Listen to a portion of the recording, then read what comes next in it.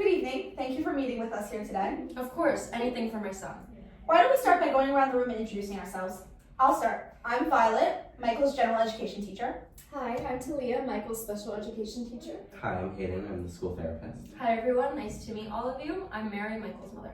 Great, let's start. The purpose of today's meeting is to thoroughly discuss Michael's current academic and developmental progress, both within the classroom environment and in relation to his IEP and his TBI.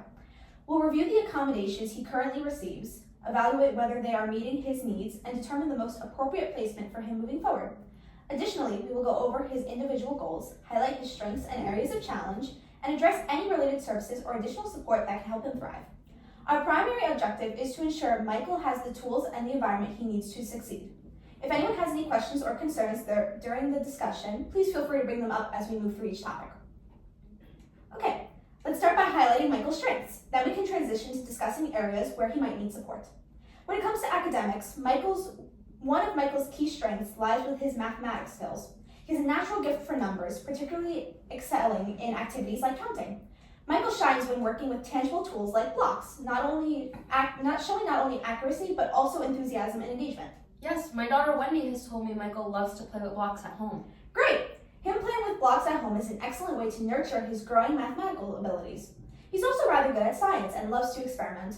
The ability for him to exercise his mental skills, even in small steps, not only builds a solid foundation for academic success, but also fosters creativity and a love for learning that will benefit him throughout his life. From what I've observed, Michael's an exceptionally polite and respectful young boy who constantly demonstrates good behavior in the classroom. He follows directions well, engages in tasks with a positive attitude, and shows respect for both his teachers and his classmates. In terms of social interaction, Michael gets along well with his peers, often engaging in parallel play. However, he is frequently seen making efforts to connect with others and observed mingling with classmates in various activities. Whether it's during group activities, recess, or unstructured playtime, Michael tends to gravitate towards others and enjoys being part of a social environment. Some academic challenges I've observed with Michael include difficulties with on-level reading comprehension. He appears to struggle with retaining and recognizing high-frequency words such as I, be, and in, which are fundamental building blocks for early reading fluency. These challenges impact his ability to follow along with text smoothly and may hinder his confidence when engaging with written material later on in his educational career. While Michael enjoys engaging with his peers, I've observed that his verbal communication skills are not currently on par with those of his classmates. This can occasionally result in frustration both for him and those trying to understand him. As a result, Michael frequently relies on body language, facial expressions, and nonverbal cues as his primary mode of communication. He uses gestures such as pointing, nodding, or miming actions to convey his intentions or to direct attention to something that he wants to discuss. While these gestures are helpful in some contexts, they don't always allow for the depth of interaction that verbal communication would provide.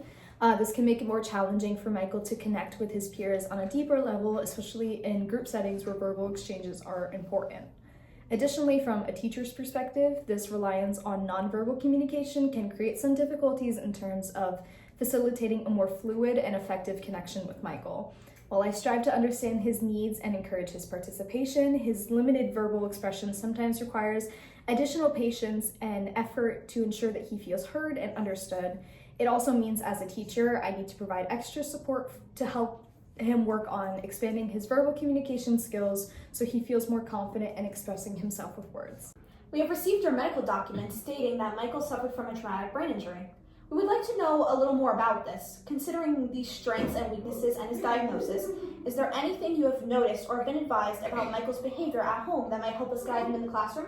I'm so glad that we were able to have this meeting and that you are all bringing this to my attention. I was not aware that Michael's condition would affect him academically, especially since he is so young. My husband and I are very busy business people. We often are out of the house and Michael's care is left to our oldest child, Wendy. We have visited many doctors and he was diagnosed with traumatic brain injury as it says on the medical document. I have a list of recommendations and accommodations that the doctor gave us, but I didn't realize that they could be applied for his academics as well.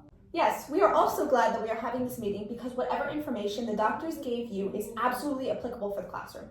Michael has a sensitivity to light and bright colors. He may even have seizures, and I'm sure you've noticed his late language emergence. The doctor says he has a diffuse axonal injury. The doctor also said that he has separation anxiety. Yes, we did notice that Michael has separation anxiety, as he cannot be separated from his stuffed teddy bear. We have also noticed that once he finally gets close to people, such as teachers and other students, that he doesn't want to be separated from them. Okay, let's talk about some possible goals for Michael. I think after practicing with illustrations related to letters and using assistive technology, Michael will be able to identify at least 20 letters in the alphabet. What kind of assistive technology would be used? We decided that a pegboard would be the most beneficial device for him. A pegboard is a notebook or a binder with Velcro that holds pictures used in the picture exchange communication system.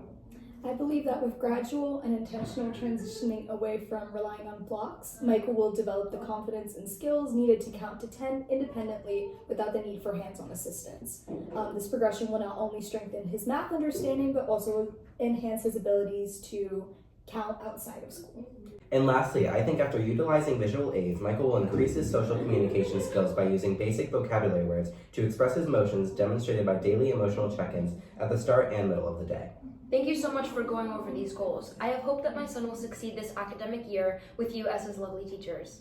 We will do everything in our power to make sure that Michael has the accommodations he needs. For starters, due to Michael's strengths in socialization and catching the effects of traumatic brain injury early enough in his lifetime, we have decided that an ICT classroom would be the most beneficial placement for him. He would be accompanied by a paraprofessional in order to ensure his accommodations can be realistically met, and will also be provided with a planner to complete assignments. Another beneficial strategy we have identified is to limit the participation in music classes or other loud environments, as excessive noise can be overwhelming and hinder his ability to focus later in the day.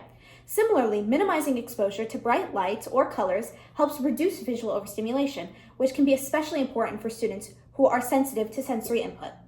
To further ensure Michael is not overstimulated throughout the day, noise-canceling headphones can be provided in areas like the lunchroom or group settings, where the level of noise can be high and distracting. These headphones can create a quieter, more manageable space, allowing him to focus on social interactions or other tasks without being overwhelmed by background noise. In addition to environmental accommodations, it's also essential to incorporate frequent cognitive breaks throughout the day. These breaks can be short, structured intervals where Michael steps away from the task at hand to engage in a calming activity, simply rest, or visit a resource room if he needs a longer break.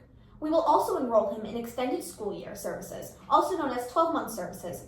ESY services are special education instructional programs or related to services provided during July and August. ESY services are different from general education summer schools. This program offers a full day of learning designed to help students reach their IEP goals.